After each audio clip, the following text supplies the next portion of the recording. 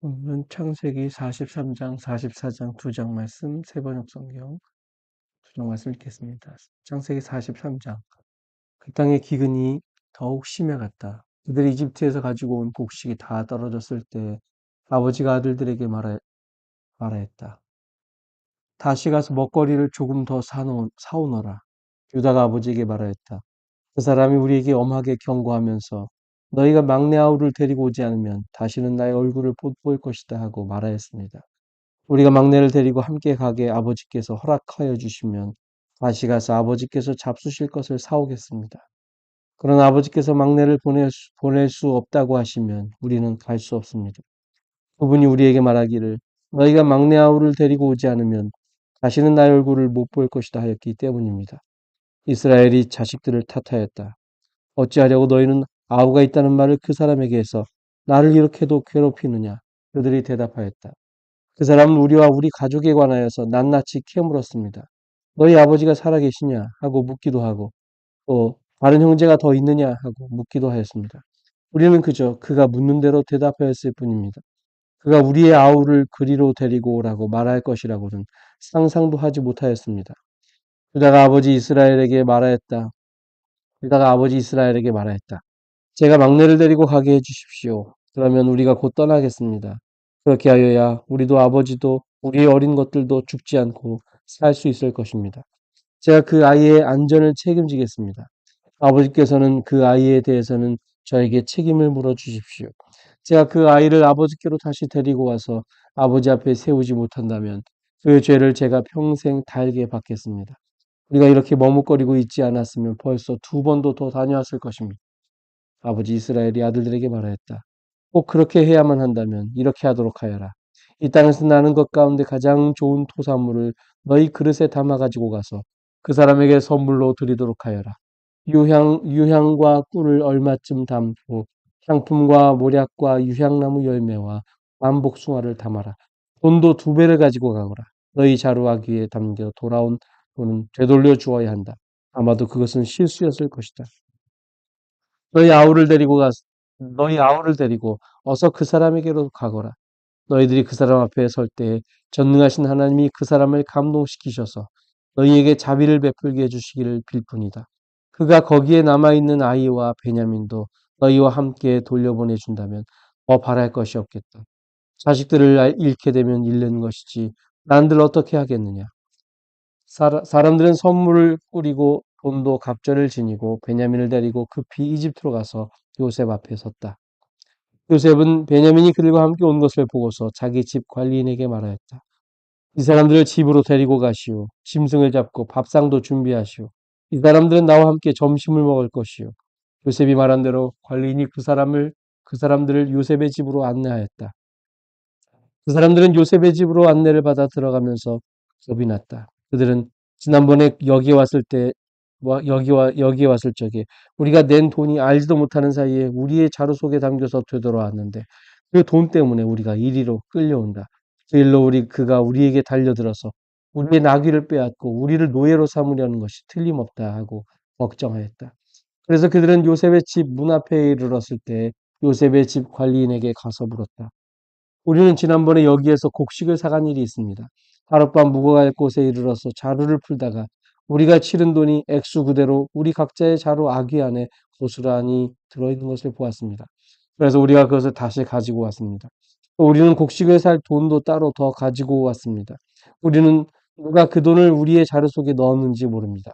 그 관리인이 말하였다. 그동안 별거 없으셨습니까? 걱정하지 마십시오.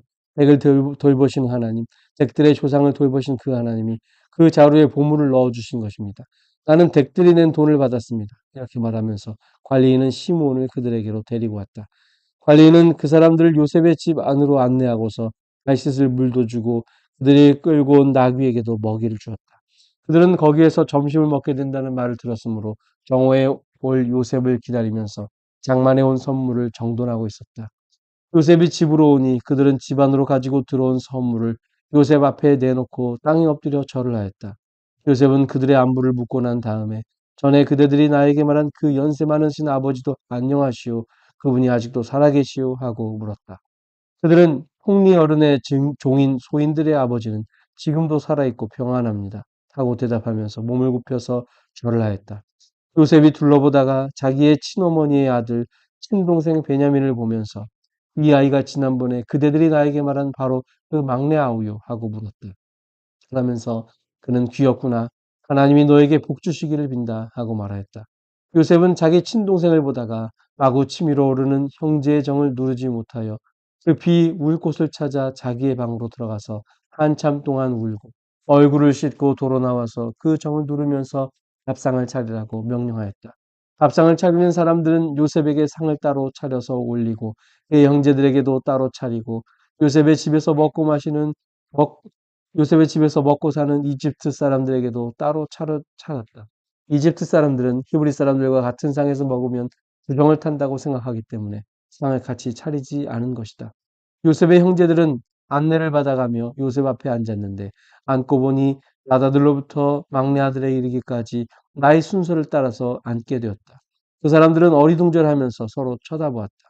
각 사람이 먹을 것은 요셉의 상에서 날라다 주었는데 베냐민에게는 다른 사람보다 5몫이나 더 주었다. 그들은 요셉과 함께 취하도록 하셨다. 44장. 요셉이 집 관리인에게 명령하였다. 저 사람들이 가지고 갈 수 있을 만큼 많이 가루에 곡식을 담으시오. 그들이 가지고 온 돈도 각 사람의 자루 아귀에 넣으시오. 그리고 어린아이의 자루에다가는 곡식 값으로 가지고 온 돈과 내가 쓰는 은잔을 함께 넣으시오. 관리인은 요셉이 명령한 대로 하였다. 다음날 동이틀 무렵에 그들은 나귀를 이끌고 길을 나섰다. 그들이 아직 그 성읍에서 얼마 가지 않았을 때 요셉이 자기 집 관리인에게 말하였다. 빨리 저 사람들의 뒤를 쫓아가시오. 그들을 따라잡거든 그들에게 너희는 왜 선을 악으로 갚느냐? 어찌하려고 은잔을 훔쳐가느냐? 이것은 우리 주인께서 마실 때 쓰는 잔이요. 점을 치실 때 쓰는 잔인 줄 몰랐느냐? 너희가 이런 일을 저지르다니 매우 고약하구나. 그리고 호통을 치시오. 관리인이 그들을 따라잡고서 요셉이 시킨 말을 그들에게 그대로 하면서 호통을 쳤다. 그러자 그들이 그에게 말하였다. 어찌하여 그런 말씀을 하십니까? 소인들 가운데는 그런 일을 저지를 사람이 하나도 없습니다. 지난번 자루하기에서 나온 돈을 되돌려 드리려고 가나안 땅에서 여기까지 가지고 오지 않았습니까? 그런데 어떻게 우리가 그대의 상전댁에 있는 은이나 금을 훔친다는 말입니까? 소인들 가운데서 어느 누구에게서라도 그것이 나오면 그를 죽여도 좋습니다. 그리고 나머지 우리는 주인의 종이 되겠습니다. 그가 말하였다. 그렇다면 좋소. 당신들이 말한 대로 합시다. 그러나 누구에게서든지 그것이 나오면 그 사람만이 우리 주인의 종이 되고 당신들 나머지 사람들에게는 죄가 없소. 그들은 얼른 각자의 자루를 땅에 내려놓고서 풀었다. 관리인이 맏아들의 자루부터 시작하여 막내 아들의 자루까지 뒤지니 그 잔이 베냐민의 자루에서 나왔다. 이것을 보자 그들은 슬픔이 복받쳐서 옷을 찢고 울면서 저마다 나귀의 짐을 다시 싣고 성으로 되돌아갔다. 유다와 그의 형제들이 요셉의 집에 이르니 요셉이 아직 거기에 있었다. 그들이 요셉 앞에 나아가서 땅에 엎드리자 요셉이 호통을 쳤다. 당신들이 어찌하여 이런 일을 저질렀소? 나 같은 사람이 점을 쳐서 물건을 찾는 줄을 당신들은 몰랐소. 유다가 대답하였다. 우리가 주인 어른께 무슨 할 말이 있겠습니까? 무슨 변명을 할 수 있겠습니까? 어찌 우리의 죄 없음을 밝힐 수 있겠습니까? 하나님이 소인들의 죄를 들추어 내셨으니 우리와 이 잔을 가지고 간 아이가 모두 주인 어른의 종이 되겠습니다. 요셉이 말하였다. 그렇게까지 할 것은 없소. 이 잔을 가지고 있다가 들킨 그 사람만 나의 종이 되고 나머지는 평안히 당신들의 아버지께로 돌아가시오. 유다가 그에게 가까이 가서 간청하였다. 이 종이 주인 어른께 감히 한 말씀 드리는 것을 용서하여 주시기 바랍니다. 어른께서는 바로와 꽃 같은 분이시니 이 종에게 너무 노여하지 마시기 바랍니다. 이전에 어른께서는 종들에게 아버지나 아우가 있느냐고 물으셨습니다. 그때 종들은 늙은 아버지가 있고 그가 늙음하게 얻은 아들 하나가 있는데 그 아이와 한 어머니에게서 난 그의 친형은 죽고 그 아이만 있기 때문에 아버지가 그 아이를 무척이나 사랑한다고 말씀드렸습니다. 그때 어른께서는 종들에게 말씀하시기를 어른께서 그 아이를 직접 만나보시겠다고 데리고 오라고 하셨습니다. 그래서 종들이 어른께 그 아이는 제 아버지를 떠날 수 없으며 그 아이가 아버지 곁을 떠나면 아버지가 돌아가실 것이라고 말씀드렸습니다. 그러나 어른께서는 이 종들에게 그 막내 아우를 데리고 오지 않으면 어른 얼굴을 다시는 못 볼 것이라고 말씀하셨습니다. 그래서 종들은 어른의 종인 저의 아버지에게 가서 어른께서 하신 말씀을 다 전하였습니다.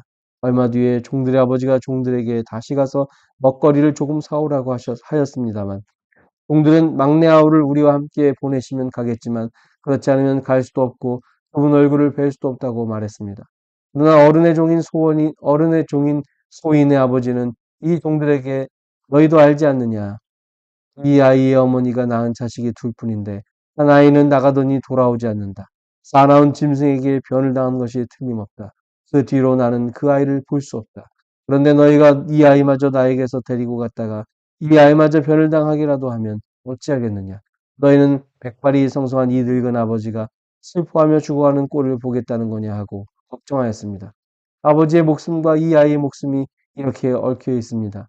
소인의 어른의 종 저의 아버지에게 되돌아갈 때에 우리가 이 아이를 데리고 가지 못하거나 소인의 아버지가 이 아이가 없는 것을 알면 소인의 아버지는 곧바로 숨이 넘어가고 말 것입니다.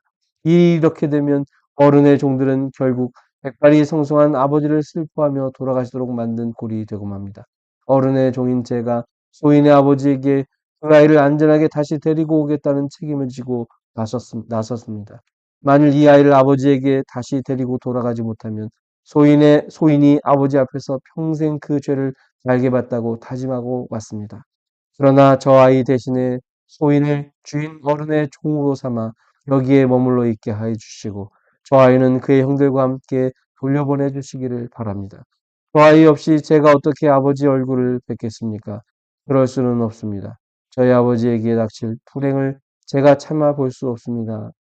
아멘. 오늘은 창세기 44장 말씀 세번역 성경으로 읽었습니다.